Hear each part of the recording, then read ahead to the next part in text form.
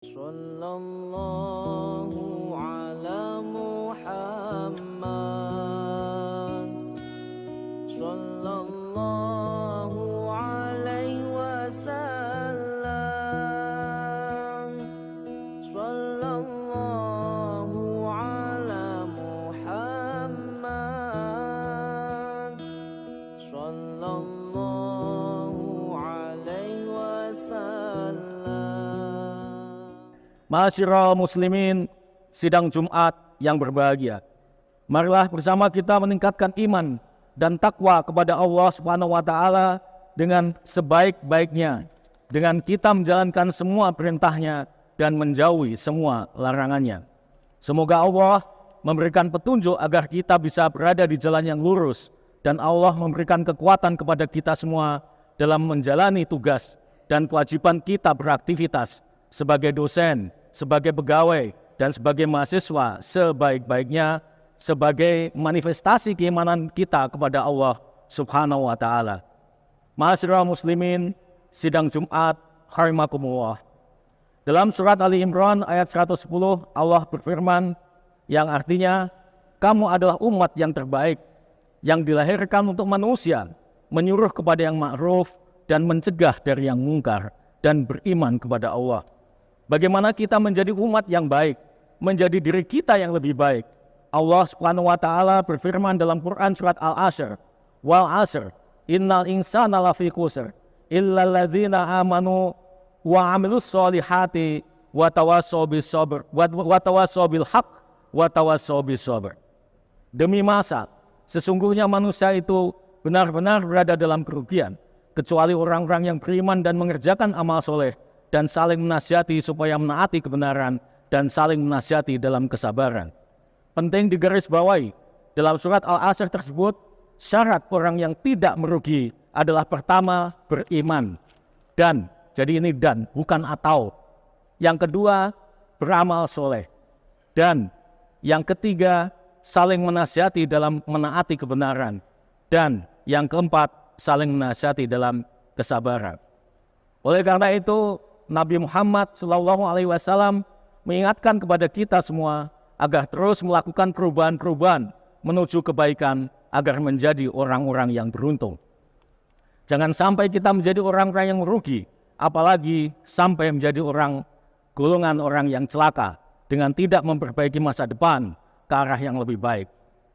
Rasulullah bersabda, "Man kana yaumuhu khairan min amsihi fahuwa robih." Barang siapa hari ini lebih baik dari hari kemarin, dialah tergolong orang yang beruntung. Wa man kana yaumuhu misla amsihi fahuwa maghbun. Dan barang siapa yang hari ini sama dengan hari kemarin, dia tergolong orang yang merugi. Wa man kana yaumuhu sarra min amsihi fahuwa mal'un.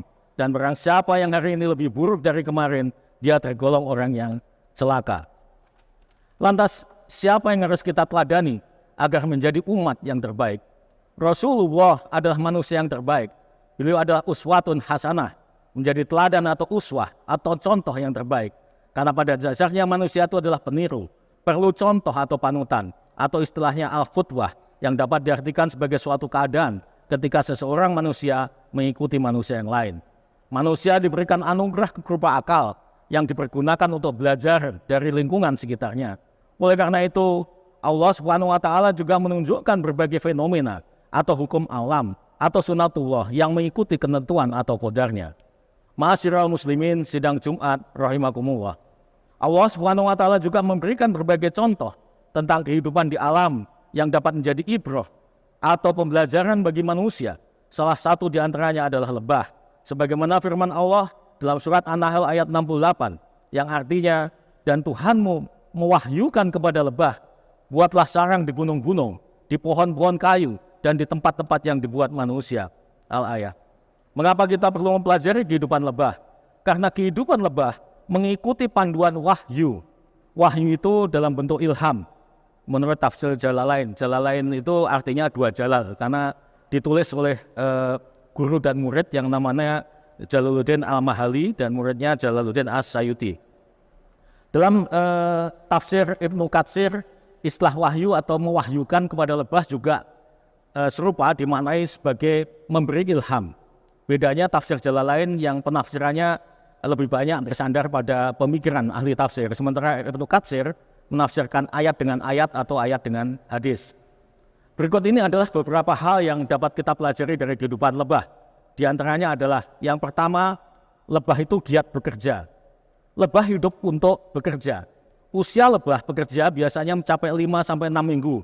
Dan satu lebah pekerja yang seluruhnya merupakan betina hanya bisa menghasilkan 1/12 sendok teh madu. Bisa dibayangkan berapa kali seekor lebah bolak-balik mencari nektar untuk dikumpulkan dalam sarangnya. Ratusan kali atau mungkin bahkan ribuan kali. Sebagaimana lebah, manusia juga diwajibkan untuk bekerja keras.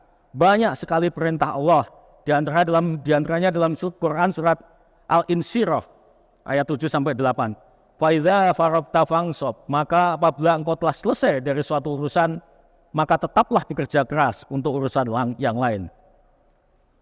Wa ila rabbika farghab, dan hanya kepada Tuhanmu lah engkau berharap. Jadi kewajiban kita adalah berusaha maksimal. Selanjutnya tawakal ilallah. Tawakal berbeda dengan putus asa. Kita harus bertawakal, berserah diri apapun keputusan Allah setelah usaha yang maksimal. Tetapi kita dilarang untuk berputus asa. Sebagaimana firman Allah SWT dalam Quran surat Yusuf. Wala tayasu min rauhillah. Dan jangan kamu berputus asa dari rahmat Allah.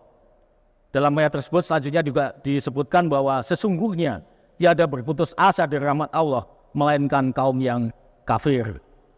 Yang kedua, lebah adalah penyuka kebersihan. Ada satu lagi fatwa menarik tentang lebah. Sarang lebah selalu bersih, tidak ada kotoran atau bahkan bangkai lebah pekerja. Jika ada pekerja yang mati, kawanan lainnya akan membawa bangkainya keluar sarang. Kalaupun ada yang mati karena terjepit atau bukan karena faktor usia, kawanan lainnya akan menyelimutinya dengan bipolen agar proses pembusukannya lebih rapi.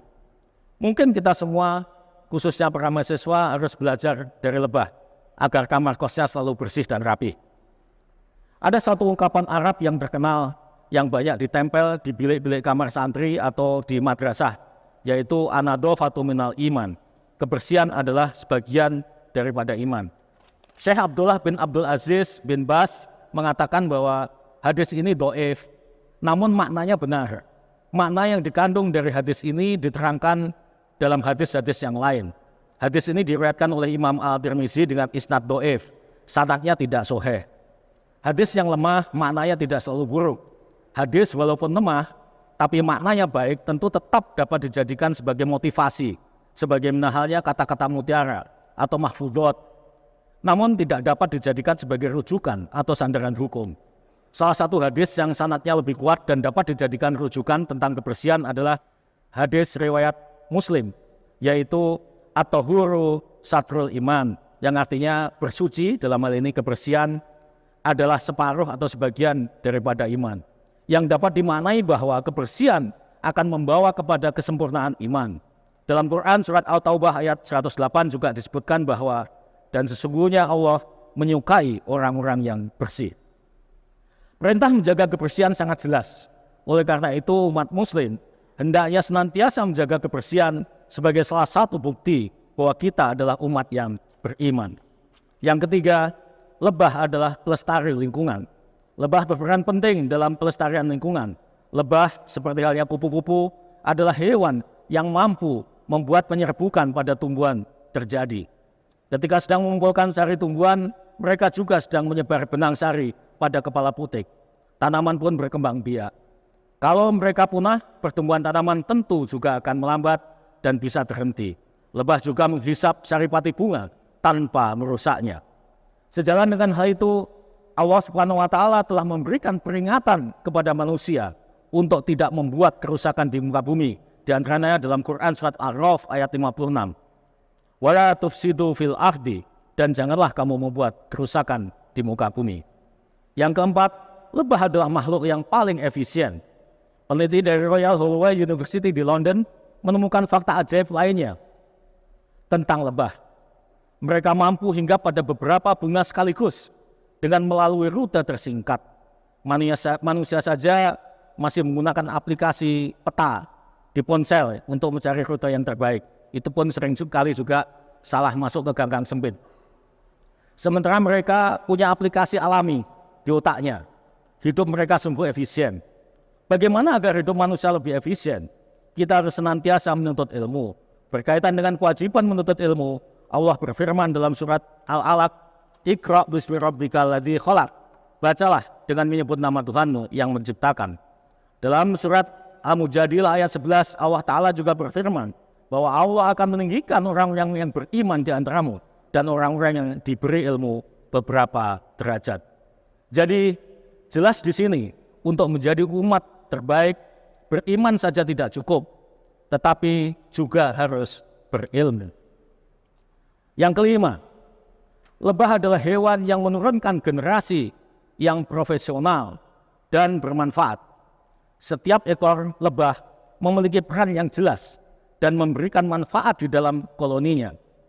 Berbeda dengan lebah, tidak setiap orang, tidak setiap manusia yang ada di bumi ini ternyata memiliki peran yang jelas dan memberikan manfaat bagi sesama. Dalam konteks ini, kita seringkali mengenal 3 tipe manusia, yaitu yang pertama, orang yang kehadirannya tidak dirasakan, hanya sebagai pelengkap penderita. Banyak dijumpai dalam suatu unit kerja, atau bagi mahasiswa di kelas, mungkin ada rekan Anda yang tidak masuk, tetapi semua rekan sekelas tidak menyadarinya. Barangkali baru seminggu kemudian, ada yang sadar, kayaknya kelas kita ada yang kurang ya. Oh ya, ternyata si fulan nggak masuk. Artinya apa? Artinya di sini kehadiran orang tersebut hanya sebagai pelengkap saja, tidak jelas peranannya. Atau dengan kata lain, ada atau tidak ada yang bersangkutan hampir tidak artinya, tidak ada bedanya, tidak ada artinya bagi yang lain. Yang kedua, orang yang kehadirannya dirasakan sebagai enemy. Dalam unit kerja atau mungkin di kelas mahasiswa, hal semacam ini juga lumrah, juga lazim dijumpai. Jika seseorang tidak masuk, maka rekan-rekannya justru merasa lebih nyaman. Kok tumben hari ini enak banget ya? Oh iya, sefulan nggak masuk, nggak ada troublemaker-nya. Suasana kerja atau kelas jadi terasa lebih nyaman. Artinya kehadiran orang tersebut dianggap membuat tidak nyaman bagi lainnya.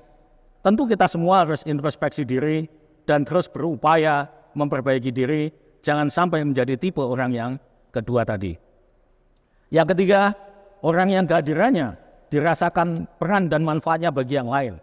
Kehadiran seseorang dirasakan sebuah sistem dalam unit kerja atau di dalam kelas ada yang kurang. Ada peran orang tersebut yang dirasakan melengkapi kenyamanan suatu komunitas atau kelancaran sebuah sistem kerja. Artinya keberadaan kita bermanfaat bagi orang lain. Ini adalah tipe umat yang terbaik. Sebagaimana sabda Rasulullah SAW, khairun nas anfa'uhum linnas. Sebaik-baik manusia adalah yang paling bermanfaat bagi orang lain. Pada koloni lebah ada ribuan pekerja yang bertugas mengumpulkan saripati bunga. Ada lebah pejantan dan ada satu ratu yang menelurkan ribuan telur seumur hidupnya. Seorang ratu lebah atau induk lebah menelurkan generasi penerus lebah yang taat dan profesional. Hikmah yang dapat kita ambil adalah pentingnya menciptakan dan menjaga hubungan antara anak dengan orang tua. Anak harus selalu taat dan hormat kepada orang tua, salah satunya dengan mendoakan kedua orang tuanya. Setidaknya mungkin sehabis sholat ya, 5 waktu. Rabbighfirli wali walidayya warhamhuma kama rabbayani shaghira. Demikian pula orang tua hendaknya juga senantiasa mendoakan untuk kebaikan anak dan keturunannya. Rabbi habli minas sholihin, Rabbana hablana min aswajina wa dzurriyyatina qurrata a'yun waj'alna lil muttaqina imama. Namun demikian perlu juga direnungkan bahwa ungkapan surga di bawah telapak kaki ibu tidak hanya dimaknai sebagai kewajiban, ketaatan dan hormat seorang anak kepada ibundanya, tetapi dalam pemaknaan kontemporer juga perlu dipahami pada arah yang sebaliknya, yaitu sebagai kewajiban orang tua, terutama ibu, untuk memberikan pengasuhan dan teladan yang terbaik bagi anak-anaknya. Jadi dalam hal ini surga di telapak kaki ibu tidak dapat diartikan secara harfiah keberadaan surga di bawah telapak kaki ibu, atau dipahami semata-mata sebagai bentuk kewajiban ketaatan seorang anak kepada ibundanya. Tetapi telapak kaki atau jejak kaki hendaknya dimaknai juga sebagai footprint. Sebagai footprint, kalau yang belajar climate change pasti ada tidak asing lagi dengan istilah misalnya carbon footprint ya, atau emission footprint ya. Seorang anak akan menjadi insan yang baik ya, dia baik atau buruk ya, itu tergantung dari ibunya ya. Seorang anak akan menjadi insan yang baik dan mendapatkan ridho Allah untuk memperoleh surganya ditentukan oleh telapak kaki atau jejak kaki atau footprint seorang ibu dalam mendidik anaknya. Wallahu a'lam bishawab. Sallallahu ala Muhammad.